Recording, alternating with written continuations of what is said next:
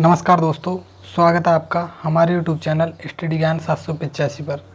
दोस्तों, यदि आप हमारे चैनल पर नए हो तो चैनल को सब्सक्राइब कर लीजिए और बेल आइकन को प्रेस कर लीजिए, जिससे कि आपको नोटिफिकेशन मिल जाए। तो दोस्तों, हमने कल हमारी जो पिछली वाली क्लास थी उसमें हमने बात की थी भरतपुर का जाट राजवंश के बारे में। भरतपुर के जाट राजवंश के बारे में हमने थोड़ा जाना, ठीक है। उसके बाद में आज हम बात करेंगे मराठों का राजस्थान में प्रवेश कैसे होता है और बूंदी उत्तराधिकारी संघर्ष के बारे में जानेंगे। इसके अलावा हम जानेंगे दोस्तों हुडा सम्मेलन के बारे में, ठीक है। तो ये 3 पॉइंट कवर करने वाले हैं दोस्तों, तो आप बने रहिएगा लास्ट तक हमारे साथ। चलिए हम बात करते हैं मराठों का राजस्थान में प्रवेश, कि मराठों का राजस्थान में प्रवेश कैसे होता है। दोस्तों, मराठों का राजस्थान में प्रवेश कैसे होता है, तो आप देखिए दोस्तों, सन 1707 की बात है। कब की बात है? 1707 की बात है। 1707 में क्या होता है दोस्तों, जो मुग़ल शासक है औरंगजेब, मुग़ल शासक औरंगजेब की क्या हो जाती है दोस्तों, मुग़ल शासक औरंगजेब की मृत्यु हो जाती है। क्या हो जाती है? मृत्यु हो जाती है। इसके बाद में दोस्तों कोई भी जो है इतना शक्तिशाली शासक नहीं था मुग़लों में, तो फिर बाद में किनका प्रवेश हो जाता है? मराठों का प्रवेश हो जाता है। कहाँ प्रवेश हो जाता है? राजस्थान में प्रवेश हो जाता है, ठीक है दोस्तों। मुग़ल साम्राज्य का धीरे धीरे पतन हो जाता है और जिससे मराठा को क्या है, थोड़ा सा जो है राजस्थान में प्रवेश करने का मौका मिल जाता है। इसके दौरान जो दोस्तों पेशवाओं में कुशल नेतृत्व में मराठे अपनी ताकत बढ़ा रहे थे। इसके अलावा गुजरात और मालवा पर भी जो है मराठों का अब तक प्रभाव सर्वाधिक रहा था, ठीक है दोस्तों। लेकिन पारस्परिक ग्रह कलह के कारण राजस्थान में पारस्परिक ग्रह कलह के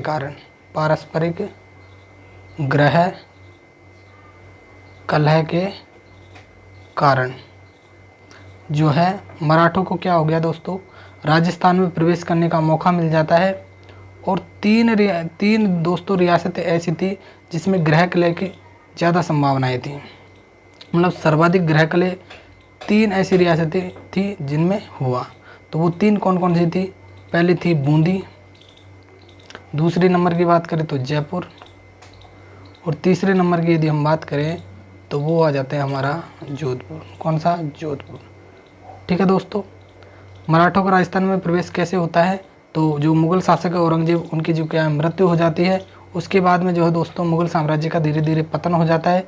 पतन होने के बाद में मराठों को राजस्थान में प्रवेश करने का मौका मिल जाता है, ठीक है। मौका मिलने के साथ में जो पारस्परिक ग्रह कलह, जो राजस्थान में पारस्परिक ग्रह कलह जो चल रहा था दोस्तों, उसमें 3 रियासतें थी, बूंदी, जयपुर और जोधपुर। इस प्रकार मराठों का क्या होता है दोस्तों, राजस्थान में प्रवेश होता है। तो सबसे पहले मराठों का जो प्रवेश होता है वो होता है बूंदी रियासत में। कहाँ होता है? बूंदी रियासत में होता है। तो हम बूंदी के बारे में जानेंगे थोड़ा सा, ठीक है दोस्तों। तो आप ठीक है देखेंगे हम बूंदी उत्तराधिकारी संघर्ष के बारे में।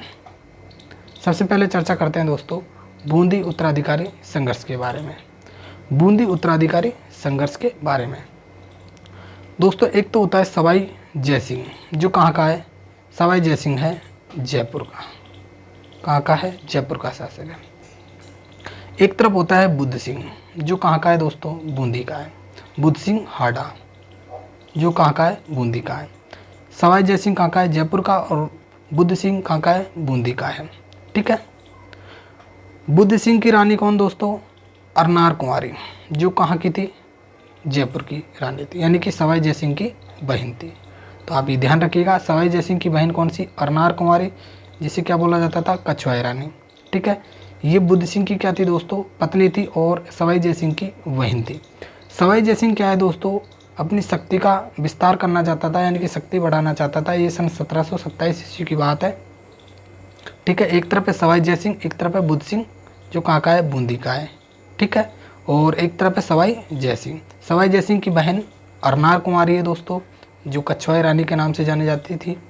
और बुद्ध सिंह की रानी कौन थी? अरनार कुंवारी, ठीक है। अरनार कुंवारी के एक पुत्र उत्पन्न होता है दोस्तों, जिसका नाम है भवानी सिंह। क्या नाम है? भवानी सिंह। क्या नाम है दोस्तों? भवानी सिंह। भवानी सिंह को जो है बुद्ध सिंह अपना उत्तराधिकारी मानने से क्या कर देता है, इनकार कर देता है। क्या कर देता है, मना कर देता है कि अन्नार कुमारी से जो पुत्र उत्पन्न होगा, यानी कि कछवाई रानी से जो पुत्र उत्पन्न होगा वह बूंदी की राजगद्दी पर नहीं बैठेगा। ठीक है, तो ये अपने पुत्र मानने से इनकार कर देता है, जिससे क्या होता है दोस्तों, जयसिंह नाराज हो जाता है। क्या हो जाता है, जयसिंह नाराज हो जाता है। ठीक है, आपको ये चीज़ समझ में आई होगी दोस्तों। बुद्ध सिंह का पुत्र था भवानी सिंह, जो अर्नार कुमारी से उत्पन्न था। भवानी सिंह को अपना पुत्र मानने से क्या कर देता है, इनकार कर देता है, जिससे जयसिंह क्या हो जाता है, नाराज हो जाता है। ठीक है दोस्तों, तो हम आगे बात करते हैं। इस प्रकार मराठों को राजपूत राजनीति में हस्तक्षेप करने का क्या मिल जाता है, मौका मिल जाता है। इस प्रकार मराठों को राजपूत राजनीति में हस्तक्षेप करने का क्या मिल जाता है दोस्तों, मौका मिल जाता है। ठीक है, इसके बाद में एक जो है शासक होता है दलेल सिंह। ठीक है, दलेल सिंह कौन होता है, सन 1732 ईस्वी में जयसिंह की पुत्री कृष्णा कुमारी का विवाह हो जाता है। जयसिंह की पुत्री कृष्णा कुमारी का क्या हो जाता है, विवाह हो जाता है। किससे हो जाता है, दलेल सिंह से। ठीक है, जयसिंह जो है अपनी पुत्री कृष्णा कुमारी का विवाह किससे कर देता है, दलेल सिंह से कर देता है। ठीक है, दलेल सिंह से कर देता है। किससे नाराज होकर के, तो ये हो जाता है नाराज, बुद्ध सिंह हड़ा से नाराज हो जाता है, क्योंकि उसका जो भांजा है उसको ये पुत्र मानने से क्या कर देता है दोस्तों, इनकार कर देता है। इसलिए दलेल सिंह को जो है, दलेल सिंह से जो है ये अपनी पुत्री कृष्णा कुमारी का क्या कर देता है, विवाह कर देता है। कब कर देता है, 1732 ईस्वी में कर देता है। भवानी सिंह यानी कि भांजा की हत्या जयसिंह ने करवा दी, और भवानी सिंह यानी अपने भांजे की हत्या करवा देता है कौन, सवाई जयसिंह। ठीक है, सवाई जयसिंह अपने भांजे की क्या करवा देता है, हत्या करवा देता है, और दलेल सिंह को वहाँ का शासक, बूंदी का शासक जो है नियुक्त कर देता है। ठीक है, चलिए हम आगे बात करते हैं। इस घटना ने कछवाई रानी को जयसिंह का क्या बना दिया दोस्तों, विरोधी बना दिया। इस घटना ने जो कछवाई रानी थी अर्नार कुमारी, उसको क्या बना दिया, जयसिंह का विरोधी बना दिया। यानी कि भाई बहन में क्या हो गया, विरोधाभास उत्पन्न हो गया। ठीक है, इसने मराठों से सहायता प्राप्त करने का प्रयास किया। जो कछवाई रानी अर्नार कुमारी, इसने मराठों से क्या की दोस्तों, सहायता प्राप्त करने का प्रयास किया, और मराठे जो है इस अवसर की तलाश में क्या करते थे, बैठे हुए थे। मराठे इस अवसर की तलाश में बैठे हुए थे। ठीक है दोस्तों, इस घटना ने कछवाई रानी को जयसिंह का विरोधी बना दिया, और इसने मराठों से सहायता प्राप्त करने का क्या किया, प्रयास किया, और मराठे इस अवसर की तलाश में बैठे हुए थे। तो आपको ये ध्यान रखना है। 18 अप्रैल 1734 ईस्वी को 18 अप्रैल 1734 ईस्वी को मल्हार राव होलकर और राणोजी सिंधिया क्या करते हैं, दोनों दोस्तों बूंदी पर चढ़ाई करते हैं। बूंदी पर क्या करते हैं, चढ़ाई करते हैं, और 22 अप्रैल यानी कि 4 दिन बाद में बूंदी पर क्या कर देते हैं, अधिकार कर लेते हैं। यानी कि 22 अप्रैल 1734 को बूंदी पर अधिकार कर देते हैं। 18 अप्रैल 1734 को मल्हार राव होलकर और राणोजी सिंधिया यानी कि दोनों मराठा थे दोस्तों ये, और ये बूंदी पर क्या करते हैं, चढ़ाई करते हैं, और 4 दिन बाद यानी कि 22 अप्रैल 1734 ईस्वी को बूंदी पर क्या कर देते हैं, अधिकार कर देते हैं। तो आपको ये ध्यान रखना है।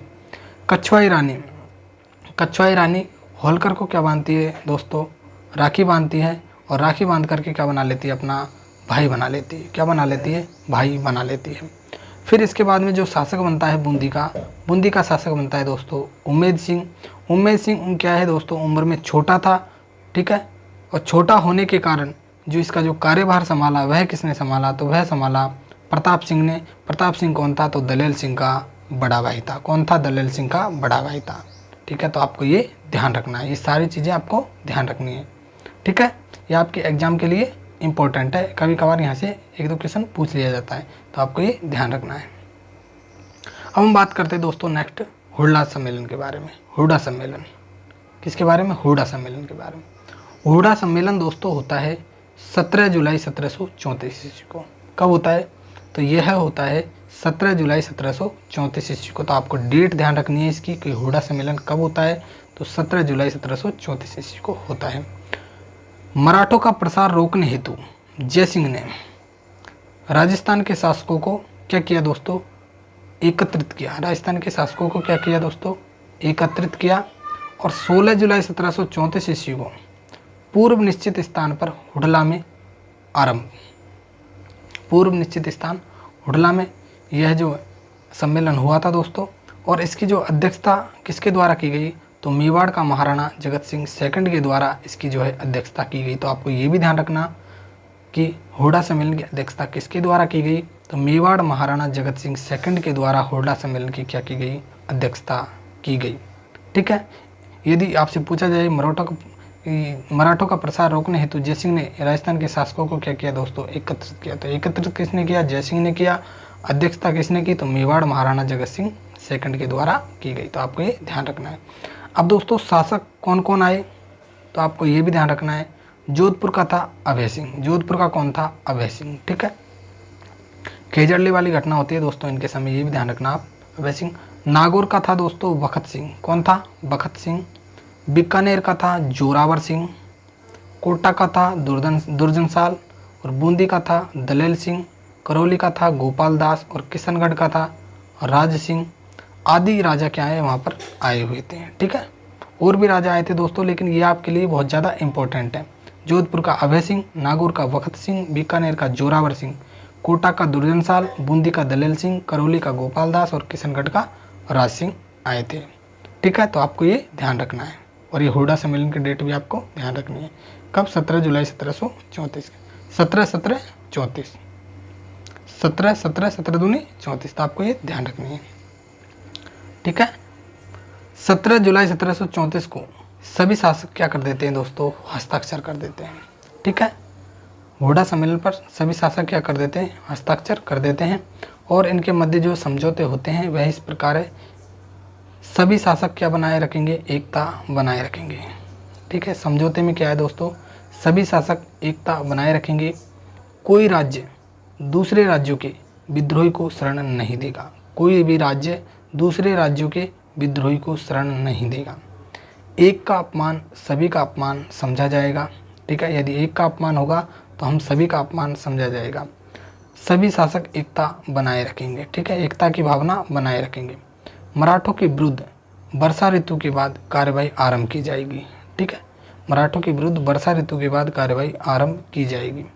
सभी शासक सेना के साथ रामपुरा में एकत्रित होंगे। कोई कारणवश उपस्थित न होने पर उसका पुत्र या भाई को भेजेगा। यदि कोई शासक उपस्थित नहीं होता है तो वह अपने पुत्र को या फिर अपने भाई को भेजेगा। यह योजना दोस्तों सफल नहीं हो पाई और हुडा सम्मेलन क्या हो जाता है दोस्तों, असफल हो जाता है।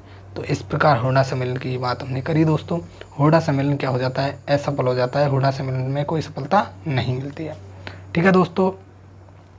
तो हमने 3 चीज़ कवर करी दोस्तों। सबसे पहले राजस्थान में जो है मराठे कहाँ से प्रवेश करते हैं, तो मराठे बूंदी से प्रवेश करते हैं। उसके बारे में हमने बूंदी उत्तराधिकारी संघर्ष के बारे में जाना। उसके बाद में हमने जो है हुडा सम्मेलन के बारे में जाना। तो 3 चीज़ दोस्तों हमने कवर कर ली इसमें, क्योंकि यहाँ से कभी कभार एक आधे क्वेश्चन पूछ लिया जाता है। ठीक है। तो आप इन चीज़ों को ध्यान में रखिएगा। आई होप दोस्तों आपको ये वीडियो बहुत ज़्यादा पसंद आई होगी। यदि वीडियो पसंद आई हो तो वीडियो को लाइक ज़रूर कीजिएगा और अपने दोस्तों में शेयर ज़रूर करिएगा। ठीक है। और यदि दोस्तों वीडियो आपको पसंद नहीं आए तो वीडियो को डिसलाइक कर सकते हो, लेकिन डिसलाइक करने से पहले आपको कमेंट में जवाब भी देना ज़रूरी है। ठीक है, जवाब। तो दोस्तों ठीक है, थैंक यू, गुड बाय, जय हिंद, जय भारत।